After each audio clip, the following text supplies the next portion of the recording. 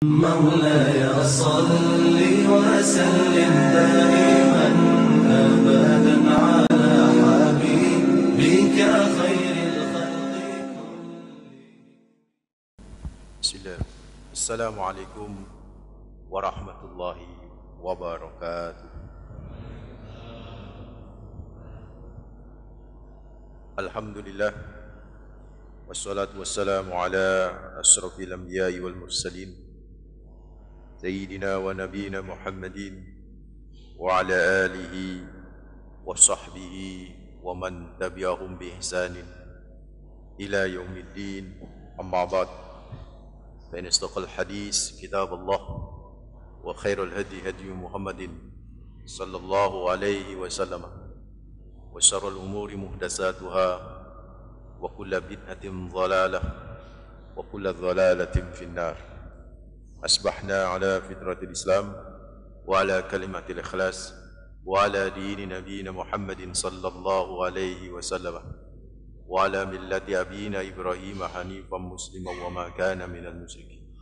اللهم انفعنا بما علمتنا وعلمنا الذي ينفعنا وزدنا علما والحمد لله رب العالمين.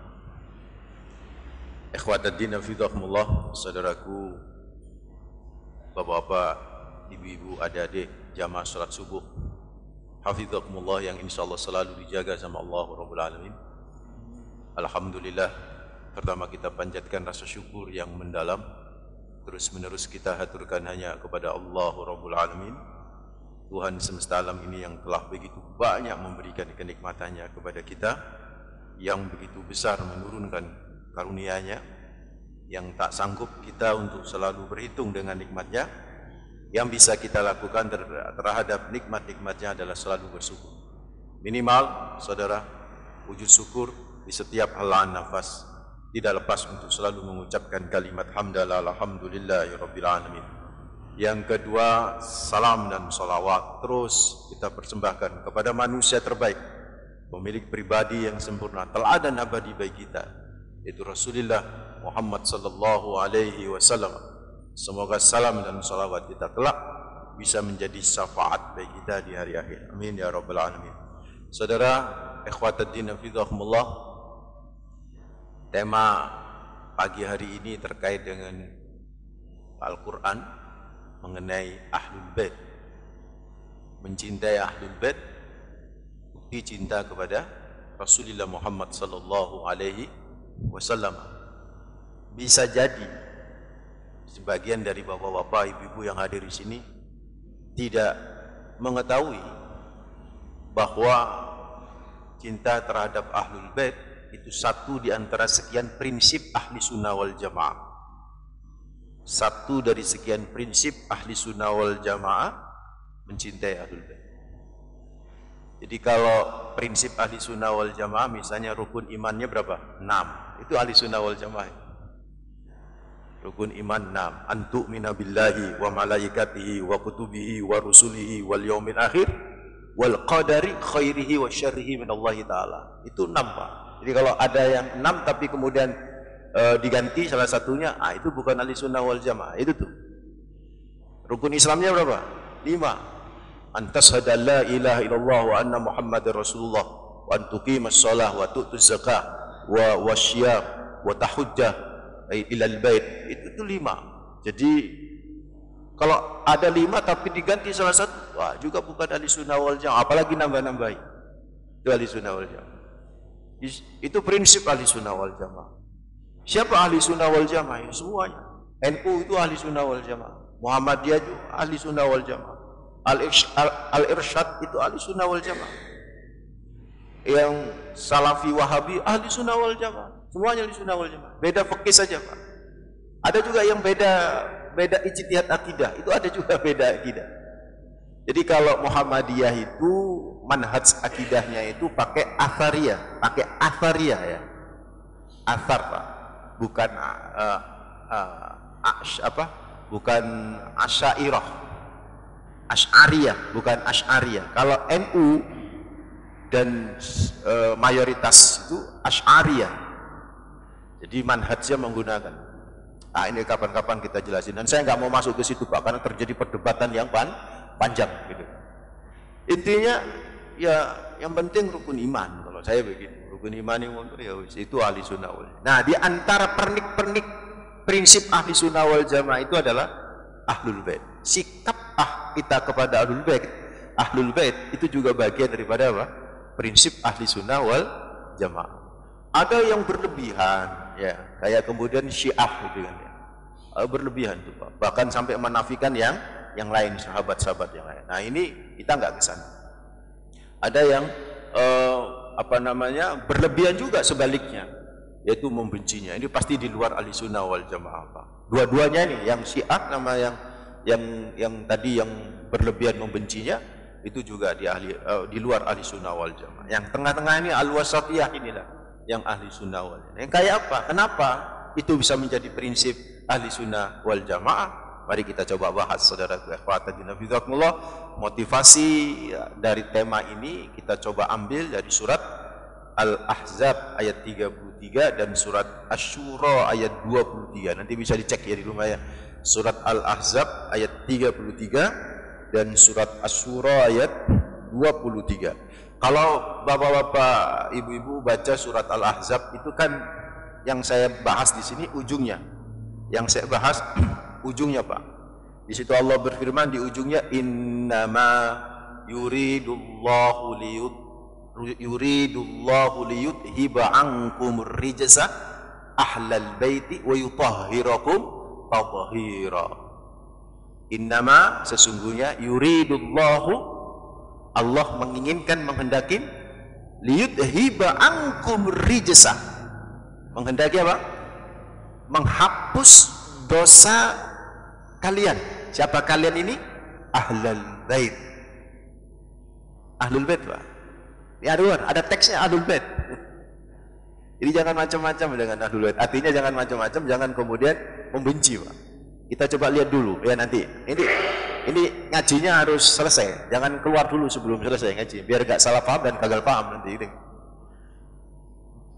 Sesungguhnya Allah menghendaki di antara kalian apa?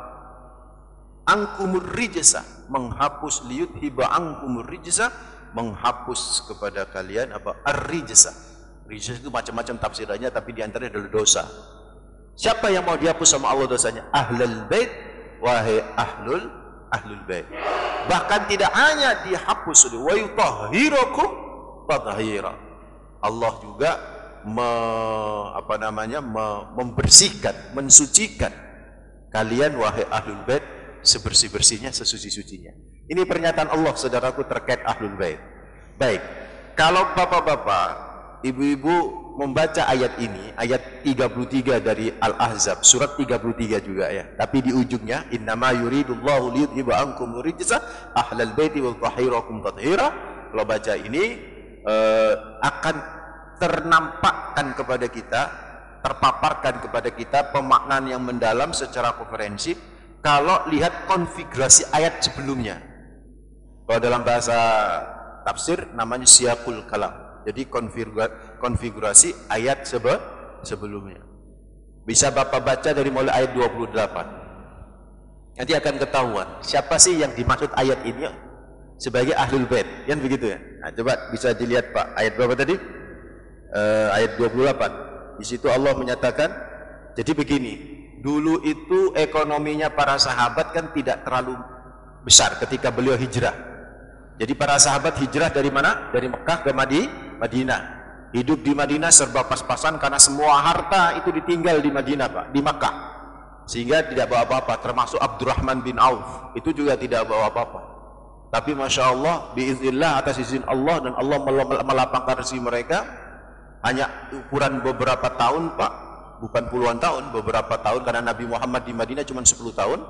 Itu Masya Allah, saudaraku akhwatadina fidzaqullah, apa yang terjadi? Ada perubahan ekonomi yang begitu cepat, sehingga membuat gaya hidup sahabat juga berbeda, termasuk para istri-istrinya. Jadi istrinya dulu itu tangannya tidak ada gelang-gelang, jadi beberapa tahun kemudian pakai gelang-gelang Pak. Dan Istri ini kalau udah kumpul pakai gelang-gelang kan ya saling melirik gelang-gelangnya. Termasuk yang ikut kumpul dengan istri-istri sahabat ini adalah istri Rasulullah Muhammad sallallahu alaihi wasallam.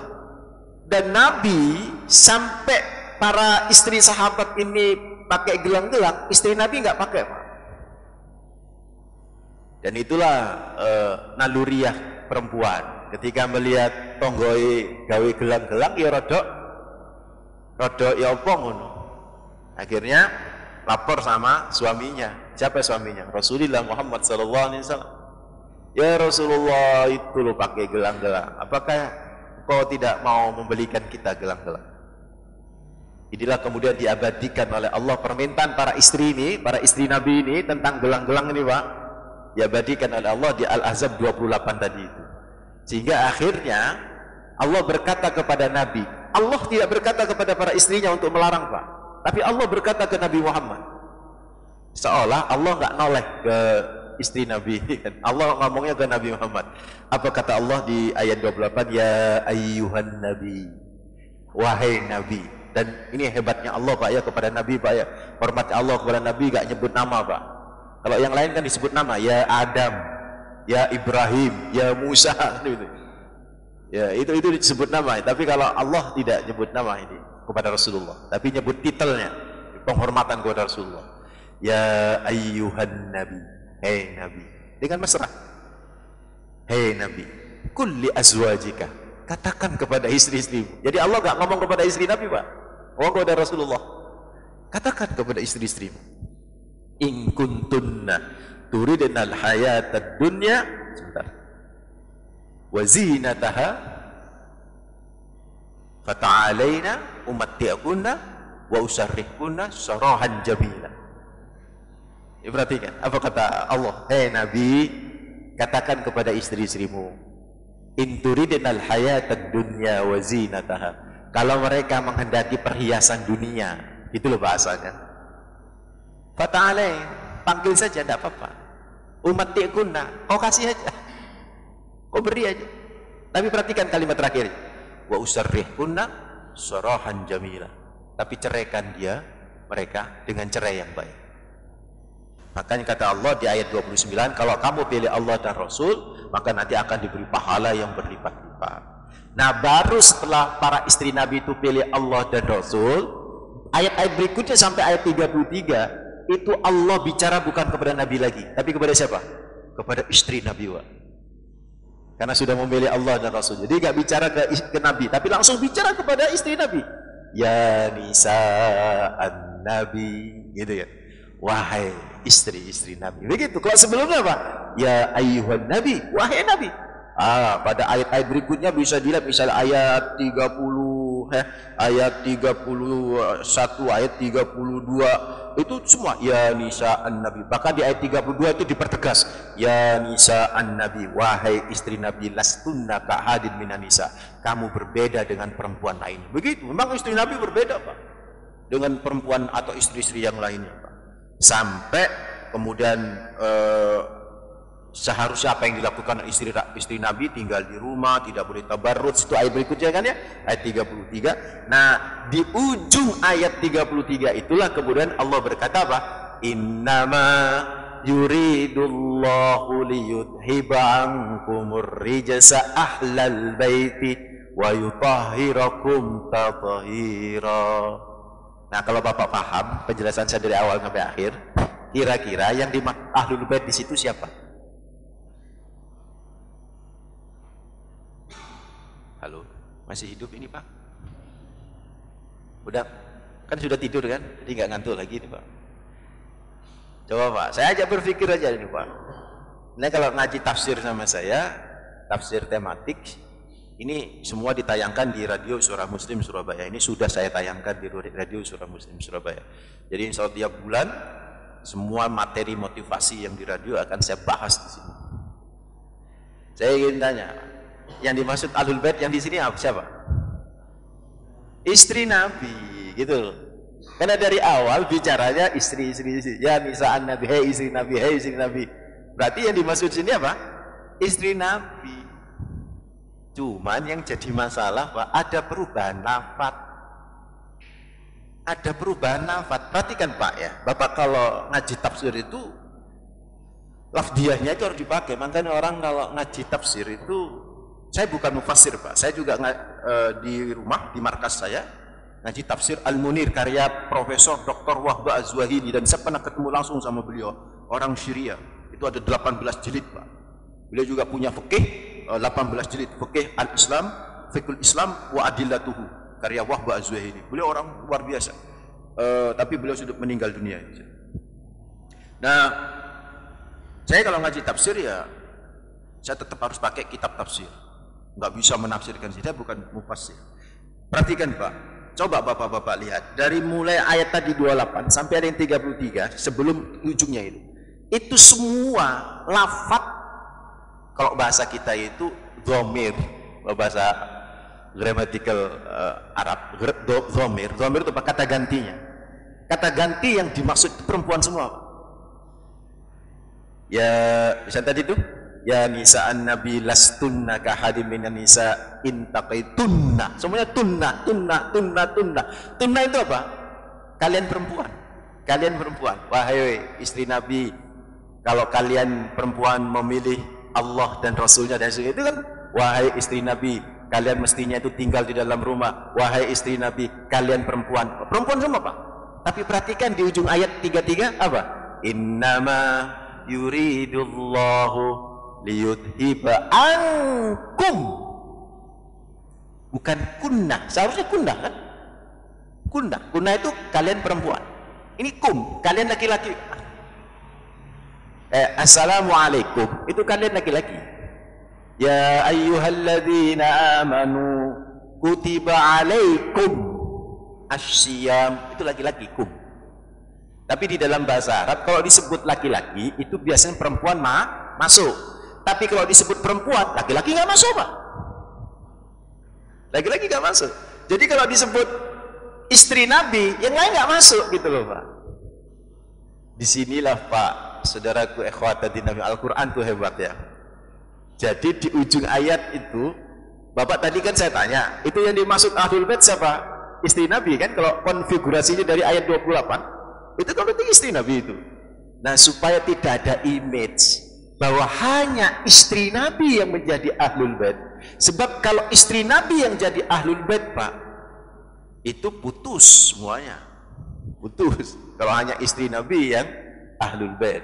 Yang nggak putus nanti Khadijah, ada Fatimah, ada Hasan dan Husain.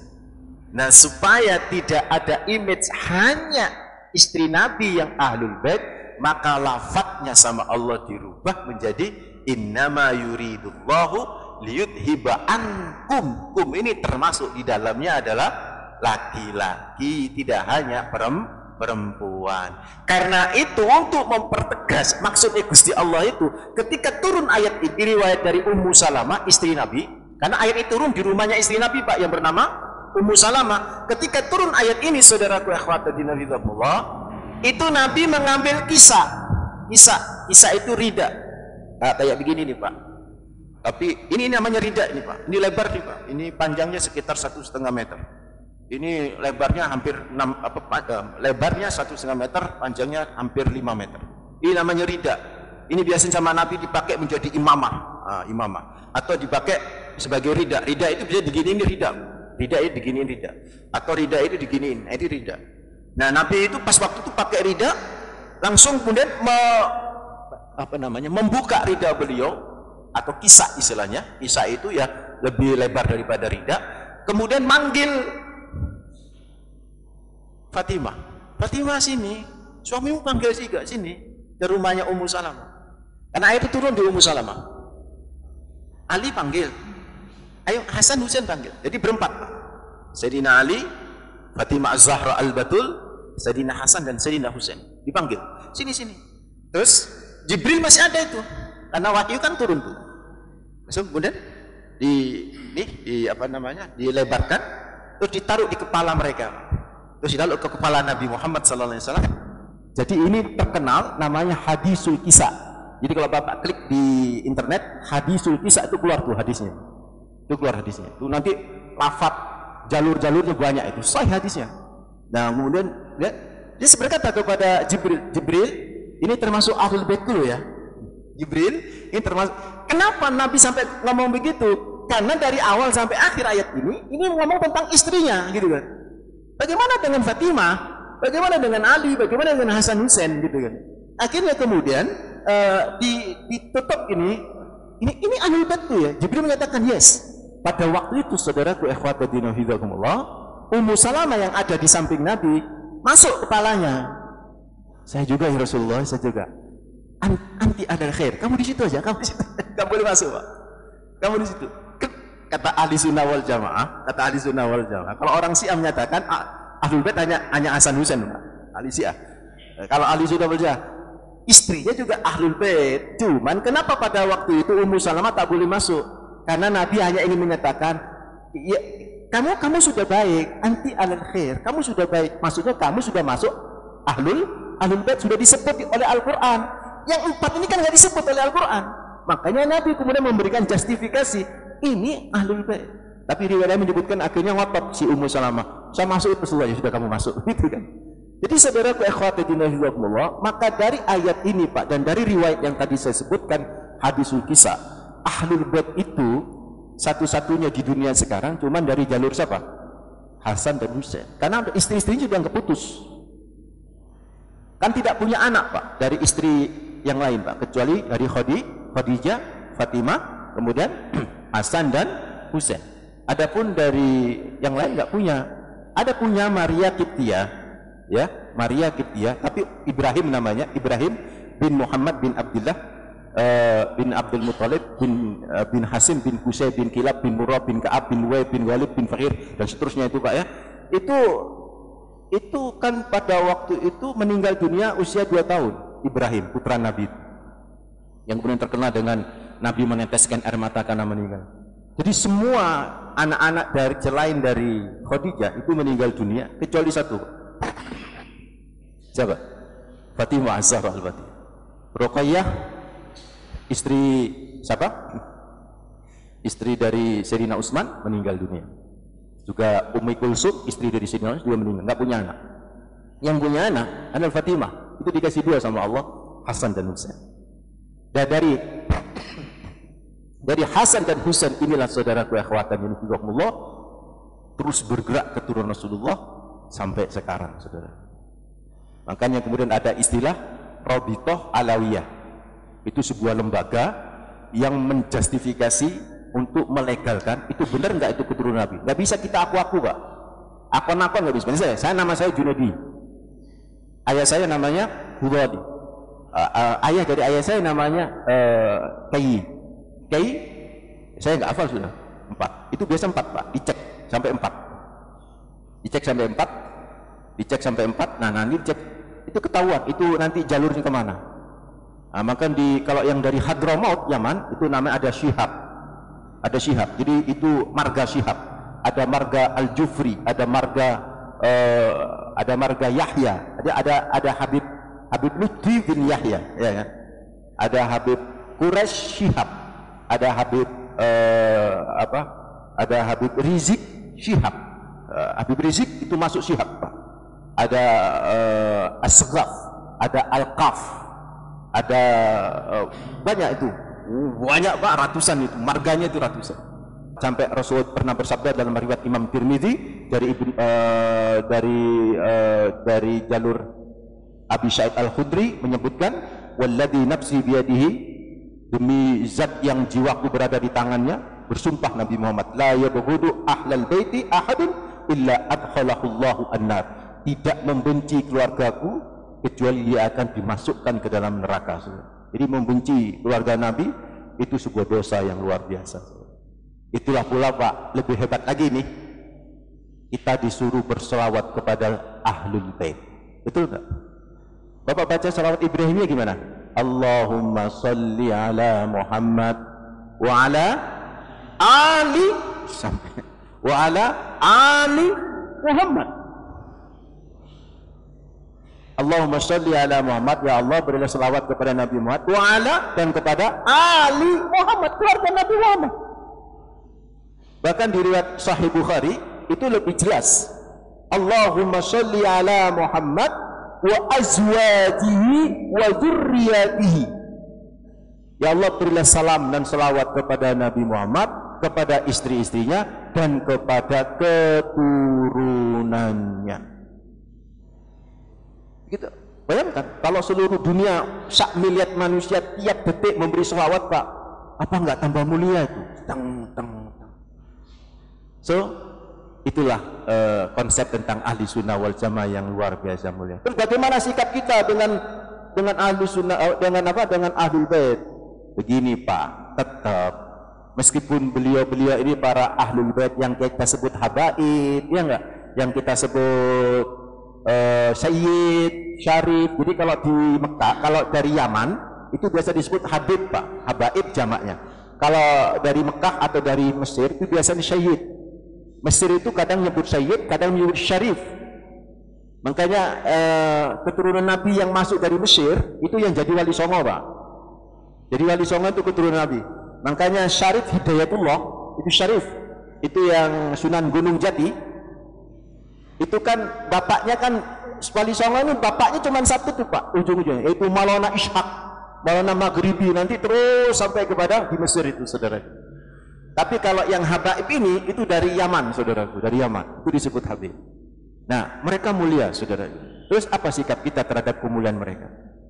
Tetap saya katakan, meskipun mereka itu berdarah Nabi Muhammad SAW, keturunan Nabi Muhammad, tapi mereka bukan Nabi, gitu loh Pak. Mereka keturunan Rasul, tapi mereka bukan Rasul. Kalau Rasul Pak, maksum. Tahu maksum? Tak mungkin berbuat dosa. Tapi kalau keturunannya bukan Nabi, bukan Rasul, berarti tidak maksum. Berarti bisa berbuat dosa. Karena itu yang namanya habaib itu macam-macam. Ono habaib yang masya Allah alim, Allah masya Allah luar biasa Pak. Ada habaib yang tolak-toleh Pak. Maksudnya habaib tolak-toleh itu habaib yang bisa jadi, yang mungkin pergaulan dan sebagainya. Saya kumpul dengan habaib. Saya dulu kuliah saya di Ampel Pak, bukan di Ampel Sunan Ampel IAIN. Saya kuliahnya dulu double Pak. Untuk bahasa Arab saya ngaji ke orang-orang Ampel, itu Arab semua Pak, rata-rata Arab itu 90% Arab, 10% Madura Pak, itu ye yang ada dia. Ya kita tahu ada yang mendem gitu kan ya. Jadi ya namanya manusia. Cuman saya kasih tahu Pak, sikap kita bagaimana terhadap para habib ini. Ada dua Pak, saya bagi ada dua. Satu, kalau habibnya ini soleh, alim, sikap kita Pak ada tiga. Satu, kita hormati, bahkan menghormatinya melebihi hormat kepada yang lainnya Pak, hatta keluarga kita. Kalau dia alim dan soleh, hatta keluarga kita Pak harus berada di bawah penghormatan terhadap ahlul bait. Kok bisa Ustaz? Ini ahli sunnah Pak. Kenapa? Sayyidina Abu Bakar di kitab Sahih Bukhari itu menyebutkan la qarabatu Rasulillah Muhammad sallallahu alaihi wasallam ahabbu ilayya an asila min qarabati. Menyambung kekerabatan kepada kerabatnya Rasulullah Muhammad SAW, kata Abu Bakar As-Siddiq, jauh lebih saya senangin ketimbang menyambung silaturahim kepada kerabatku sendiri. Itu kata siapa? Abu Bakar As-Siddiq. Karena itu saudaraku, orang-orang ahli sunnah wal jamaah itu kalau bisa ono habib podo-podo alimi, ono wong alim Jawa, kiai Jawa sama kiai habib Pak, beda itu Pak. Beda, penghormatannya mereka pasti beda Pak. Dan orang kalau ngerti ilmu, si kiai Jawa ini pun nggak akan mungkin merasa lebih hebat daripada Habib. Mesti dia salim dan cium tangan Pak. Biasanya seperti itu. Itu ahli sunnah wal jamaah seperti itu. Atau kalau Bapak nggak cocok, yang nomor dua misalnya nggak cocok, ya sudah, nggak usah mencela, nggak usah berkomentar macam-macam. Kan beda ijtihad. Tetap hormat, tapi nggak harus ikut, kan begitu kan Pak. Tetap hormat, kita nggak harus ikut. Yang ketiga, kalau bisa, kalau kita memang sependapat dengan ulama itu yang habib itu, ambil ilmunya Pak. Sanadnya itu dekat dengan Rasulullah Muhammad SAW. Ini sikap pertama kalau habibnya soleh. Kalau habibnya tolak-toleh gimana? Saya tanya apa? Kalau ada berlian jatuh ke selokan, tetap berlian apa tidak Pak? Berlian Pak, tapi kotor kan? Nah kotorannya dibersihin. Tapi kalau ada batu masuk ke selokan, jadi jadi jelek, begitu kan? Tetap jelek. Kalau batu masuk kolam yang bagus, batunya bagus. Kalau batu biasa maksud saya masuk ke selokan jadi buruk. Tapi kalau berlian saya tetap digoleki, Pak. Maksud saya kalau ada Habib yang toleh bukan soleh ya, istilah saya toleh itu istilah Arab gitu kan. Orang yang berbuat durhaka kepada Allah, durhaka kepada datuknya, maka bersihkan itu kedurhakaan itu, nasihatin mereka, jangan membuli dan jangan punya rasa benci. Kalau kita benci kepada perbuatannya, bukan membenci kepada pribadinya, karena di dalamnya masih ada darah Rasulullah Muhammad SAW. Mudah-mudahan bermanfaat. Mohon maaf lebih dari jam 5. Kalau ada diskusi silakan, kalau nggak ada ya kita tutup di sini. Silakan. Ustaz bertanya, Ustaz. Ya, silakan. Ahli bait itu ya. Hah? Tadi dikatakan ahli bait. Itu kan diantaranya keturunan atau ada hubungan darah. Begitu ya. Keturunan Nabi. Yang sedangkan sekarang ini banyak paham yang dalam arti kalau mengikuti paham tersebut ada istilah sumpah di baiat gitu ya. Nah, hubungannya dengan ahli bait dengan di baiat itu loh, kata-katanya kan hampir baiat dengan ahli bait. Masalahnya apa? Kita ini termasuk ahli bait atau tidak gitu. Atau perlu kita dibaiat dulu untuk menjadikan ahli bait itu? Saya kira itu, Ustaz. Terima kasih. Ya. Ahlul bait sama bai'ah nggak ada hubungannya, Pak. Bai'ah itu bahasa Arabnya dari kata ba'ah. Bai'ah, jual beli, Pak, membeli. Jadi berbaiat itu maksudnya telah menjual dirinya untuk berbaiat. Misalnya kalau ada pemimpin berbaiat, bersumpah setia kepada pemimpin, itu namanya baiat. Biasanya ini kelompok-kelompok tarekat itu ada baiat dengan mursyidnya, berbaiat untuk setia, berbaiat untuk mengamalkan ajarannya. Nah, itu berbaiat. Kalau ahlul bait itu pakai tak, bukan pakai bait. Ahlul bait pakai tak. Bait itu rumah, keluarga. Ahl itu adalah keluarga itu al-bait yang ada di rumah, ahlul bait. Jadi keluarga Nabi yang ada di rumah Nabi, siapa? Istrinya, siapa? Anaknya, kan begitu. Itu ahlul bait. Gak ada hubungannya antara bai'ah sama ahlul bait. Untuk menjadi ahlul bait ya harus melalui bai'at, Pak. Tapi memang karena ada keturunan. Makanya orang-orang ahlul bait itu tidak mau, Pak, kalau perempuannya dinikah oleh di luar ahlul bait. Misalnya ada syarifah. Syarifah itu penyebutan untuk perempuan ahlul bait, syarifah. Namanya Najwa misalnya. Kalau kata Najwa Shihab, itu syarifah, Pak. Najwa Shihab itu syarifah. Karena ayahnya dan seterusnya sampai datuknya itu Rasulullah, Najwa Shihab. Ini nggak boleh nikah sama di luar ahlul bait. Karena kalau nikah di luar ahlul bait putus, anaknya nanti nggak masuk kategori ahlul bait. Harus dapatnya. Makanya mereka itu jaga banget, jaga banget nasab. Sehingga mereka itu, Pak, ya coba perhatikan, mereka nggak mungkin nikah sama orang Jawa. Tapi kalau di luar ahlul bait, laki-laki ya, misalnya laki-lakinya ini ahlul bait, syarif, syed, habib, menikah dapat orang Jawa, itu masih darahnya nanti masuk ahlul bait, Pak. Nah, ada yang campuran kayak gitu, ada habib yang nikah orang Madura, habib nikah orang Jawa, itu ada campuran. Sehingga kadang-kadang anaknya itu nggak seperti habib, tapi dia habib, Pak. Dia habib. Misalnya, Pak, karena begini ya. Ini, Pak, ini kenapa? Ini warnanya apa? Bening ya? Kenapa warnanya bening? Karena airnya yang masuk bening. Seperti itu perempuan. Jadi perempuan itu, Pak, seperti tadah itu. Ngapunten, spermatozoa itulah yang akan mewarnai tadah itu. Jadi kalau spermanya itu adalah orang-orang baik, ya tadahnya orang baik. Makanya garis nasabnya lewat ayah, kan begitu. Hanya dua yang garis nasab tak lewat ayah. Isa al-Masih sama siapa? Fatimah Az-Zahra. Itu nggak lewat ayah. Itu memang kekhususan. Nah, untuk yang lainnya lewat ayah.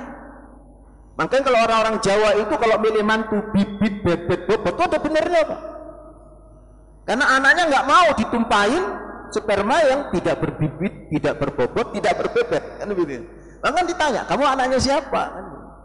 Kan Begitu. Bahkan coba lihat tuh orang-orang itu kan menjaga banget itu kan, menjaga mengenturkan.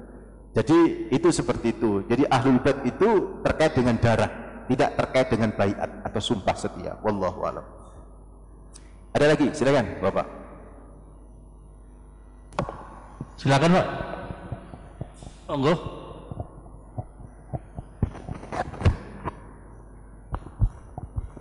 Ada? Ya, ada, Ustaz. Baik, kita tutup aja kalau nggak ada. Mudah-mudahan bermanfaat.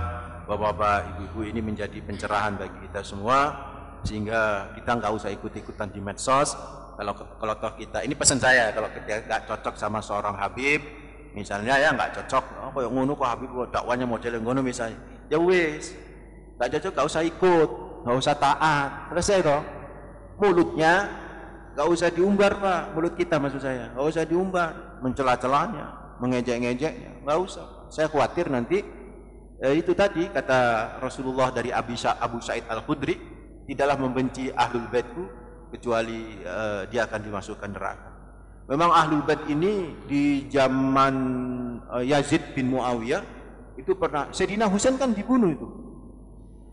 Jadi makanya saya ngomong nih sama teman, sebenarnya yang dihadapi sebagai ujian oleh Habib Rizik, ya kita bicara Habib Rizik, itu tidak seberapa dibanding dengan datuk-datuknya dulu. Itu Habib siapa? Sayyid Husain itu putra Sayyidina Ali, dipenggal lehernya, dipenggal. Dan konon katanya ini kepalanya dibuat sepak bola. Makanya orang-orang Iran itu mengharamkan sepak bola, orang Syiah. Dan kenapa kemudian orang-orang Syiah itu sampai melukai dirinya? Karena untuk berempati terhadap Sayyidina Husain yang dicelakai seperti itu. Dan itu di luar Islam lah ya, nggak bisa kita tiru. Tapi bahwa sejarah terjadi pembunuhan terhadap cucu Nabi, Pak, nangis Pak kalau kita baca itu, nangis. Jadi maksud saya begini, kalau Bapak nggak cocok sama Habib Rizik, saya sebut nama lah ya. Kalau Bapak nggak cocok sama Habib Rizik, sudah nggak usah ikut. Oh masih banyak Habib yang lain, ya kan ya? Ada Habib Jindan bin Novel bin Jindan, ya kan? Mungkin Bapak senang sama beliau, ikut. Ada Habib Lutfi bin Yahya, Tuan Guru Habib Lutfi bin Yahya, ya ikut aja, kan banyak Habib gitu ya. Tapi tolong mulut kita jangan terlalu murah untuk mencaci maki para habaib itu, meskipun kita nggak cocok. Hatta ada habaib yang yang mendem, kita jangan mencelanya, justru kita harus membantunya. Untuk apa? Untuk dientaskan dari kemaksiatan itu. Itu sikap muslim yang baik menurut saya itu, Pak ya. Bapak mau niru silakan, enggak juga enggak ada masalah gitu. Tapi apa yang saya ungkapkan itu adalah syariat dari Rasulullah Muhammad SAW. Hati-hati dalam bermedsos, Pak ya. Jangan ada kata-kata caci maki, cercaan dan lain sebagainya.